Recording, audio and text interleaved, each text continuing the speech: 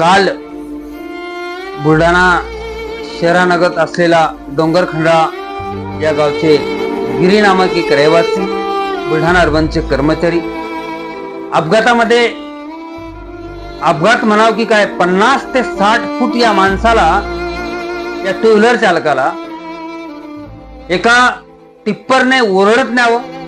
60 फूट म्हणजे काही कमी अंतर नाहीये, त्याला घसरत जावं. हा अपघात म्हणावं की काय म्हणावं.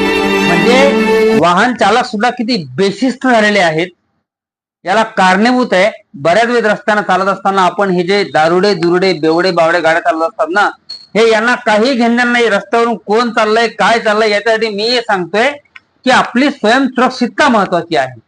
मी मागच्या पोलीस स्टेशनच्या जेव्हा व्हिडिओ बनवला होता तेव्हा सुद्धा मी सांगितलं होतं की हे जे काही टिप्पर सारखे म्हणा किंवा भाजीपाल्यासारखे जे काही वाहन, जे गाड्या आहेत, या पिकअप वाहन, हे एकदम अत्यंत सुसाट वेगाने चालतात. अनेक वेळेस नवीन पोरं आहेत, नवीन शिकलेले आहेत, तर काहींचं प्रमाणे व्यसनाधीनते सुद्धा आहे याच्यामध्ये. हे सुसाट वेगाने चालतात, रस्ता अशा घेतात.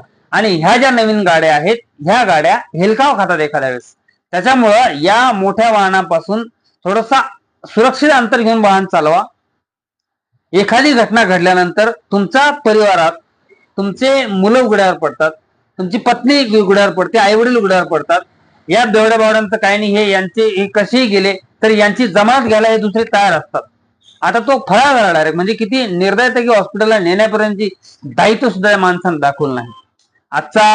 आता सध्या दिवाळीचा सण आहे, अनेकांची भाऊबीज झाली आहे, दिवाळी झाली आहे. अनेक लेकरं मामाच्या घरी गेलेले असतात, त्यांना आणण्यासाठी रस्त्यावरची गर्दी असते, वाहनांची गर्दी आहे. मला एवढंच सांगायचंय की दारू पिऊन वाहन चालवू नका. एक दिवस उशिरा गेलं चालेल किंवा थोडस आरामानं, जर एखाद्या 5-10 मिनिटाचा फरक पडतो, सुसाट वेगाने वाहने चालवू नका. अल्पवयीन बालकांच्या हाती वाहनं देऊ नका. महिला ज्या आहेत, विशेषतः बऱ्याच एक घटना घडली मागं, पदर अडकला तर 8 तास त्या बाईच्या मेंदूच्या मागच्या साईडला पडले. म्हणून पदर सुद्धा तुम्ही व्यवस्थित घेत जा. दारू पिऊन वाहन चालवू नका. आणि समजदार लोकांनी सुद्धा वाहन अल्पवयीन मुलांना देऊ नका. ज्याने ज्या गोष्टी अपघातास कारणीभूत ठरत असेल, नवीन रस्ता असतो, बऱ्याच वेळेस रस्ते खराब असतात, एखादा खड्डा कारणीभूत ठरतो, दिसत नाही. आणि पुन्हा एकदा अजून विनंती की टिप्पर म्हणा की जे वाहनं अपघातास कारणीभूत ठरलेले आहेत, या वाहनांपासून थोडस दूर चाला, सावधगिरीने चाला. थँक्यू. मी प्रभाकर वाघमारे, महाराष्ट्र शासन जिल्हा योग पुरस्कार प्राप्त तथा मानसेवी विशेष पोलीस अधिकारी. धन्यवाद.